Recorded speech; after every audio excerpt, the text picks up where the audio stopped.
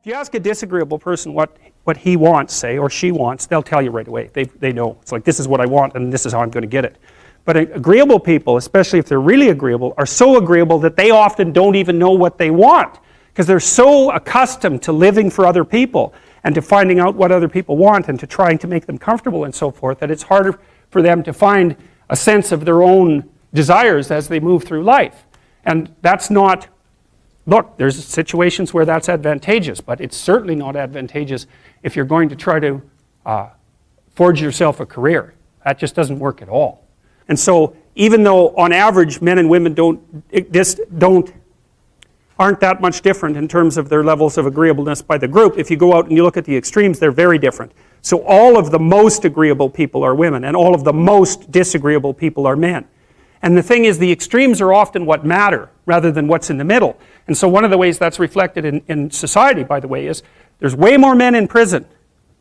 And the best personality predictor of being imprisoned is to be low in agreeableness. It makes you callous. Now you might think, well, what's the opposite of compassion and politeness? And the answer to that is, I think it's best sort of conceptualized as a trading game. So let's say that we're going to play repeated trading games. And if you're very agreeable, then you're going to bargain harder on my behalf than you're going to bargain on your own behalf. Whereas if you're very disagreeable, you're going to do the reverse. You're going to think, I'm in this trading game for me, and you're going to take care of your own interests. Where an agreeable person is going to say, no, at best, at worst, this has to be 50-50, but I'd like to help you every way I can. One of the things you have to be careful of if you're agreeable is not to be exploited, because you'll line up to be exploited. And I think the reason for that is because you're wired to be exploited by infants. And so that just doesn't work so well in that actual world. And one of the things that happens very often in psychotherapy, people come to psychotherapy for multiple reasons, but one of them is they often come because they're too agreeable. And so what they get is so-called assertiveness training, although it's not exactly assertiveness that's being trained. What it is the ability to learn how to negotiate on your own behalf. And one of the things I tell agreeable people, especially if they're conscientious, is say what you think. Tell the truth about what you think. There's going to be things you think that you think are nasty and harsh. And they probably are nasty and harsh. But they're also probably true. And you need to bring those up to the forefront and deliver the message. And it's not straightforward at all, because agreeable people do not like conflict. Not at all. They smooth the water. And you can see why that is in accordance with the hypothesis that I've been putting forward. You don't want conflict around infants. It's too damn dangerous. You don't want fights to break out. You don't want anything to disturb the relative peace. And if you're also more prone to being hurt physically and perhaps emotionally, you also may be loath to engage in the kind of high-intensity conflict that will solve problems in the short term, because it takes a lot of conflict to solve problems in the short term. And if that can spiral up to where it's dangerous, which it can if it gets uncontrolled, it might be safer in the short term to keep the waters smooth and to not delve into those situations where conflict emerges. The problem with that is it's not a very good medium to long-term strategy, right? Because lots of times there are things you have to talk about because they're not going to go away. And the advantage to having a well-socialized disagreeable person is that they really don't let much get in their way. So if you can get a kid who's disagreeable socialized, that person can be quite the creature, because they're very forward-moving in their nature and very difficult to stop. But if you don't get them successfully domesticated, tamed, roughly speaking, by the time they're 4, their peers reject them. And that's a big problem, because your job as a parent is to make your child socially desirable by the age of 4. Like you want to burn that into your brain, because people don't know that. That's your job. And here's why. It's easy if you think about it carefully. So you imagine you've got a 3-year-old child, so sort of halfway through that initial period of socialization, and you take that child out in public. Okay, what do you want for the child? Who cares about you? What do you want for the child? You want the child to be able to interact with other children and adults so that the children are welcoming and smile and want to play with him or her, and so the adults are happy to see the child and treat him or her properly. And if your child's a horrible little monster because you're afraid of disciplining them or you don't know how to do that properly, then what they're going to do is they're going to experience nothing but rejection from other children and false smiles from other parents and adults. And so then you're throwing the child out there into a world where every single face that they see is either hostile or lying. And that's not something that's going to be particularly conducive to the mental health or the well-being of your child. If your child can learn a couple simple rules of behavior, like don't interrupt adults when they're talking too much and pay attention and try not to hit the other kids over the head with the truck any more than is absolutely necessary, then, and share and play properly, then when they meet other kids, the kids are going to try out a few little play routines on them, and that's going to go well, and then they're going to go off and socialize each other for the rest of their lives. Because that's what happens, is that from 4 years old onwards, the primary socialization with children takes place among other children. And so if the kids don't get in on that early, they don't move into that developmental spiral upwards and they're left behind. And you can imagine how terrible that is, because a 4-year-old will not play with another 4-year-old who's 2. But a 5-year-old certainly will not play with a 5-year-old who's 2, right? Because the gap is just starting to get unbelievably large. And so the kids start out behind, and then the peers leave them behind, and then those kids are alienated and outside the peer group for the rest of their life.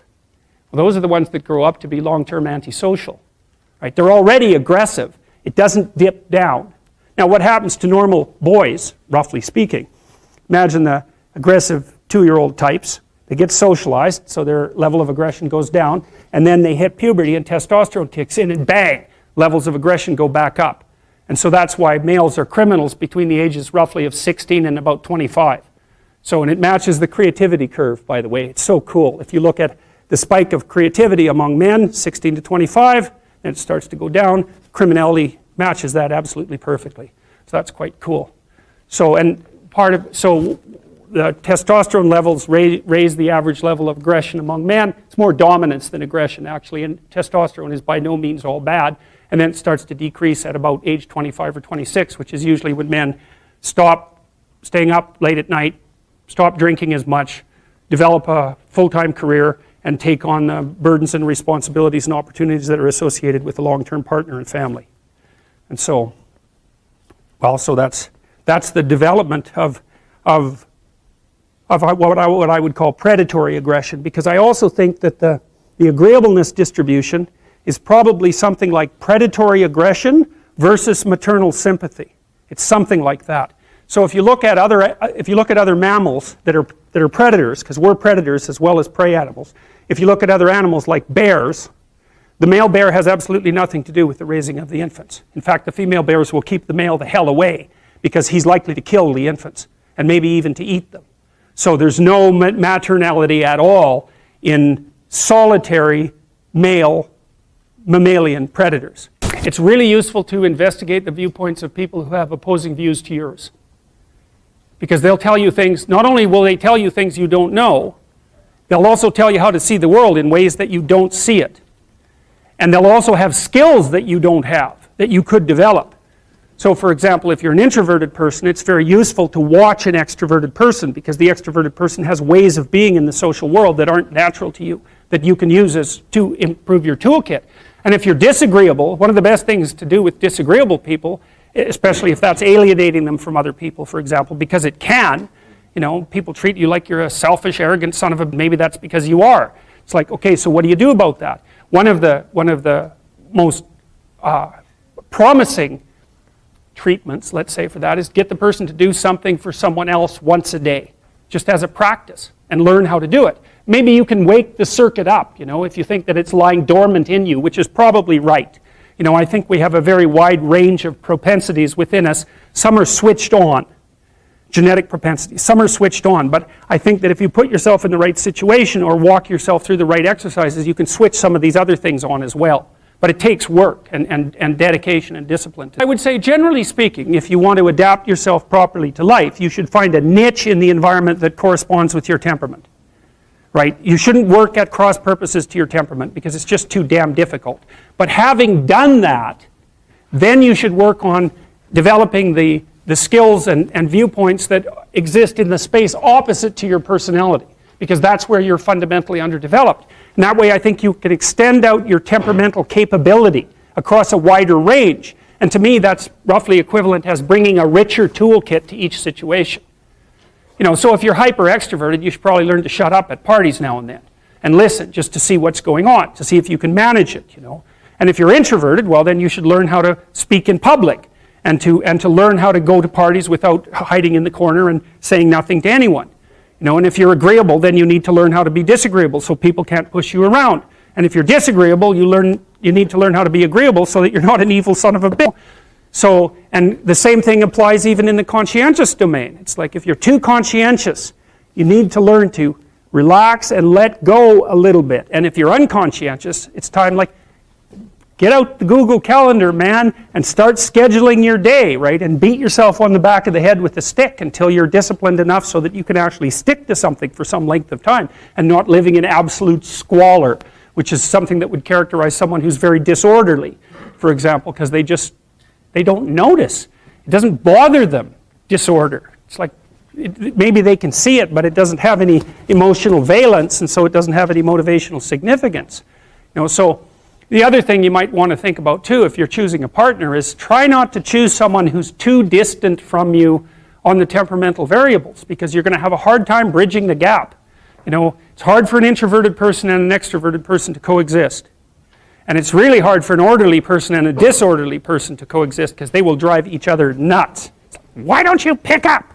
Why are you so obsessed by it?